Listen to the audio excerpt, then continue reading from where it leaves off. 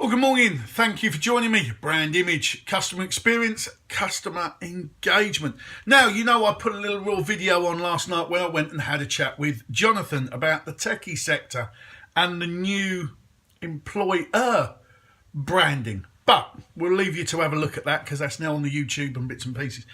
I've been asked to kind of elaborate slightly on one of my other videos, where I talked about the team, the staff being critical to the team and engaging with the customers.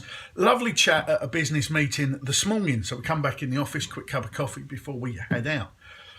Now, the conversation this morning was more about, and we love your videos. They're kind of quite eye-opening, they're quite brutal, they're quite frank, but we're trying to understand the value of this because we've got a team of staff. This particular businesswoman says, I've got 5 or 6 staff. She said, but you keep relating it back to sport. She said, and I'm kind of struggling. So I said, right, what are you struggling with? She said, I'm understanding the football. She said, my husband likes the football. She said, so I've got the team and the goal down the end. She said, I've got that as a metaphor. Absolutely amazing. She said, everybody's working together to get there. She said, but then you talk about the backroom team and the support and everything. I said, yeah, but it's probably my language isn't so good. So I'm going to try and explain it. So we've got the football team, because that's probably the easiest one. So in your business world, these are the guys and girls that are front of house. These are being seen by the customer. So for argument's sake, your sales staff or your receptionist or your cafe people, your waiters, the waitresses, the people that are being seen in the public eye. They're the ones that are, like the football team, kicking the ball around. Behind them sits a support staff.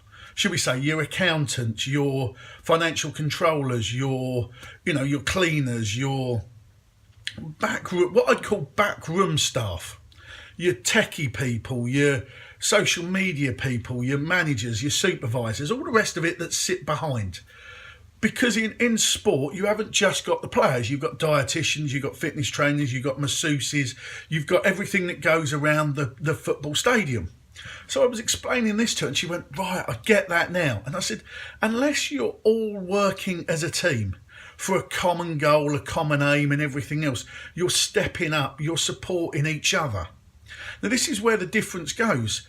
And I said, and she said, well, I'm trying to get it with the football. I said, well, at the end of the day, a football team is, give or take, a lot of people. I said, but let me put it into motorsport, because obviously I've been there.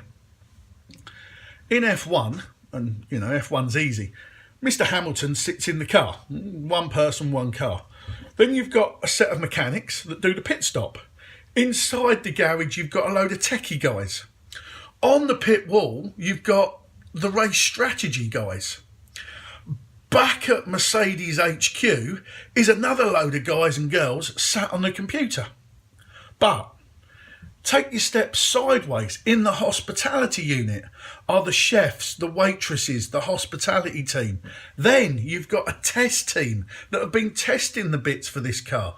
Then you've got the rest of the staff, the truck drivers and the people that you don't see. So for one person, you have a team instantly that you see, the pit lane and the pit stops, we get that. But then behind them, there could be 250 people in that organisation for that one car. All of that needs to be managed. All of that needs to be supported. They all support each other. They dress the same, they walk the same, they talk the same, they're all on the same thing as a team. Now, I use F1 because they've got the biggest sponsors in the world.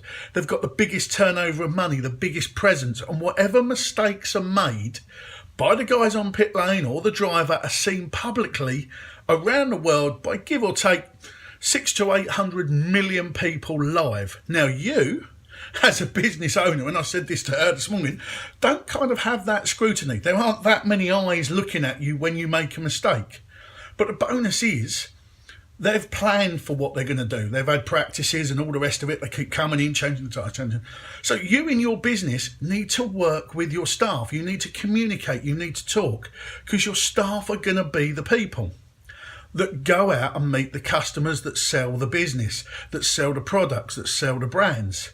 So I said, you need to understand, it's easy looking at a Formula One team, or it's easy looking at a football, because until you understand that the people have key roles and that build your business, the value of the staff, the value of the business. But it only works if your brand and your image is good, because then when the customers come in, they see you in your uniform, they see you walk and talk the right way, they get this general professionalism, this engagement, and it works.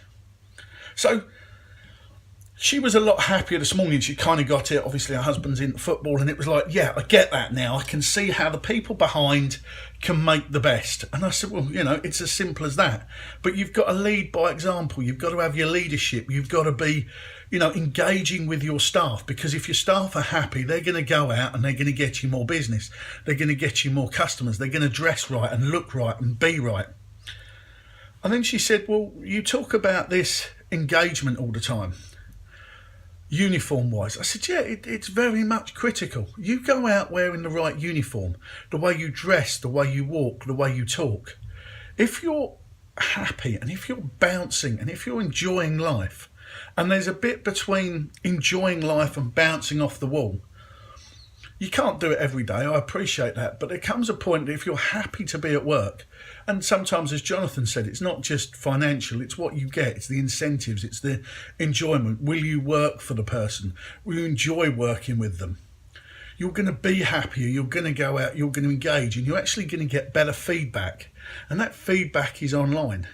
So when customers, businesses like me, come in and do a mystery shop, we can see the staff bounce off the wall. We can see their enjoyment of working there, and you feel engaged with them.